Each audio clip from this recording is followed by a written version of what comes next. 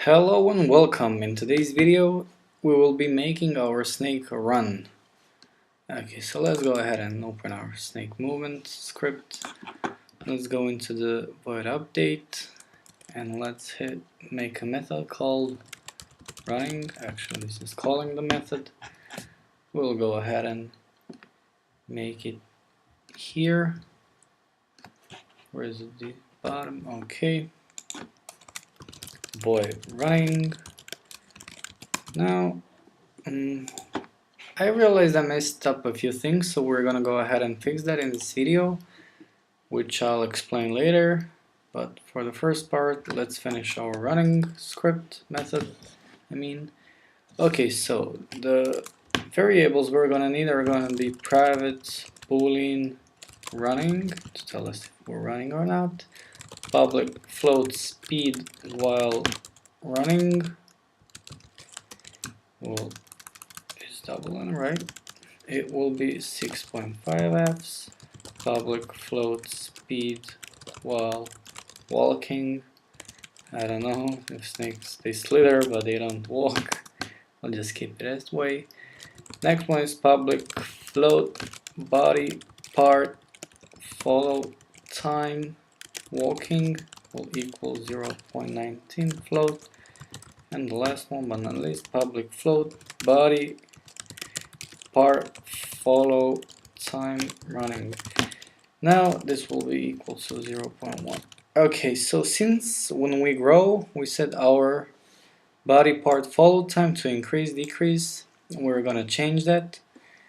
We're just gonna comment this out, this as well, here as well, and here as well. We're gonna go ahead into our fixed update loop. We're gonna go ahead call method called applying stuff for body, and here we will apply all of our stuff that we have. I'll show you just in a moment. While applying stuff for body, we're actually gonna go ahead and copy and paste this into our apply stuff body. You can delete this, since we want our snake body parts to always have the consistent time and change over the time and etc. Okay, and the next thing we want to add actually, okay, and as well we want to put our orb counter if we don't grow. Orb counter, this is for later purpose, so we can just comment this out and just add it to the, if we don't size up, we want to count the orbs. Okay, so back to running. Okay, so where do we begin? If statement body parts that count. Let's say if our body parts is greater than 2, we want to be able to run. We're gonna go if input that get mouse button 0, that is for the left click. We want to set the speed snake equal to speed while running. We want to set the running to true. We want to set the body part over time to follow to equal body part follow time running. Since we're going to be applying this all the time, we just want to change that value, and we're doing it right here. Okay, so if we continue our script, we want to say if input that get mouse button up 0, excuse me, it goes get mouse button down. We want to do this only on one click, not the whole mouse. Okay, we want to set the speed equal to speed while walking, running, set the running equal to false, and we want to set the body part for over time follow equal to body part follow time walking. Okay, so now that we have this, this is if we can run. Else, if we cannot run, we want to set our speed equal to speed while walking. Running will be false, of course, and we want body parts over the time to follow to be body part follow time walking. Okay, so below that we want to go ahead and create a whole new if statement, which will be running, checking if we are running. If it's true, we want to start a coroutine called lose body parts. Actually, let me go ahead and, I don't know if this will work. I think it will. Okay, let's go ahead and run that and show you how it looks like. For it to compile, then hit. Okay, so if we have more than 2 body parts, this is what's going to happen. We'll be able to run, and look at that. Okay, looks nice.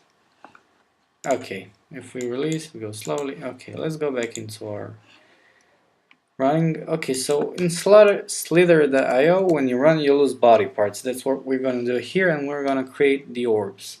So let's say if running, we'll be checking if running is true. Excuse me there. We want to start a coroutine called lose body parts. And that's it. And else body parts over time follow equals body walking. This is just in case to make it sure that we are not running or something else. Okay, let's go into our coroutine. Let's go IE numerator, which is called lose body parts. Open the parentheses, I mean the brackets, and inside the IE numerator we say yield return new wait for seconds. I want to lose my body parts every 0.5 seconds so we can see the effect here. Hit enter. Okay, now we have to get the last index of our body part, which we'll create in a variable and store it right there, which we'll call int last index equals to body parts that count -1, since it's counting from 0 and we don't have the last one, so we have to deduct the 1.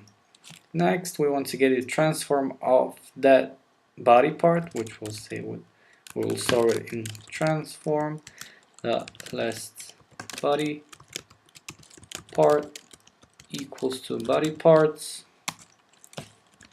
from these brackets, query brackets, last index, the transform. This will get us the transform in the last from the last body part.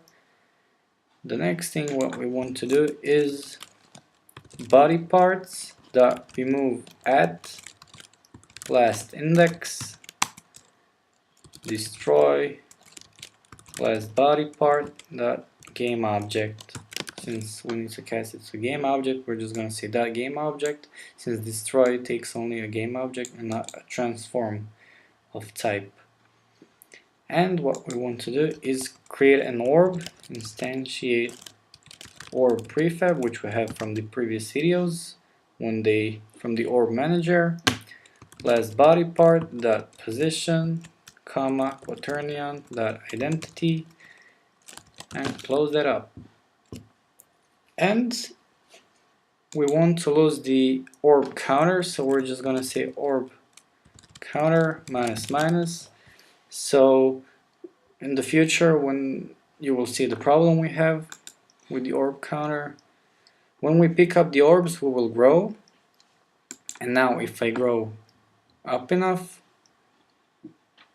I will scale up, but when I run, I will lose my orbs, but I won't scale down. So let's see if this works. Okay, something is off. We lost everything. Argument out of range. Which one?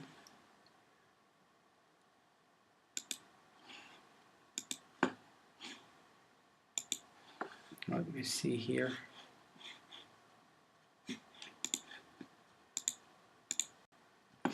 Okay, excuse me for this. I realized where the problem was. We forgot to stop the coroutine, so we're just gonna say stop coroutine, lose body parts, and it should work now.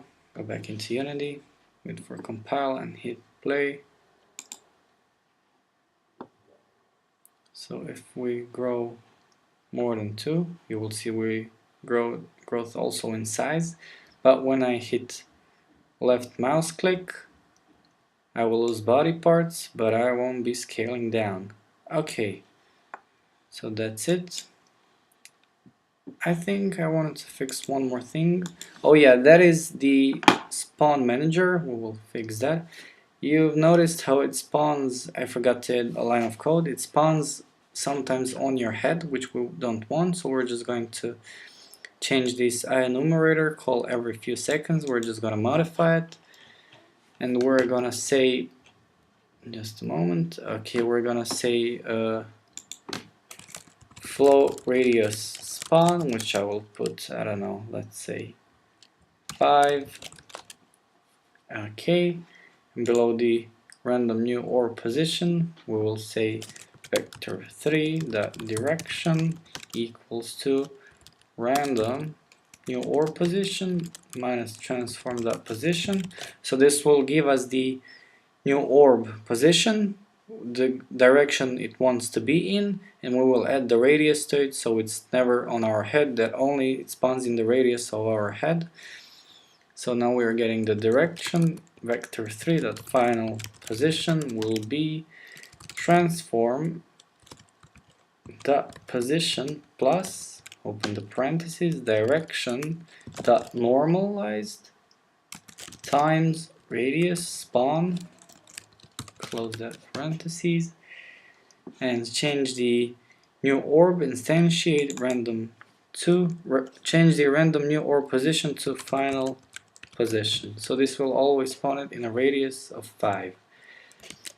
Let's go back into Unity and see if it works.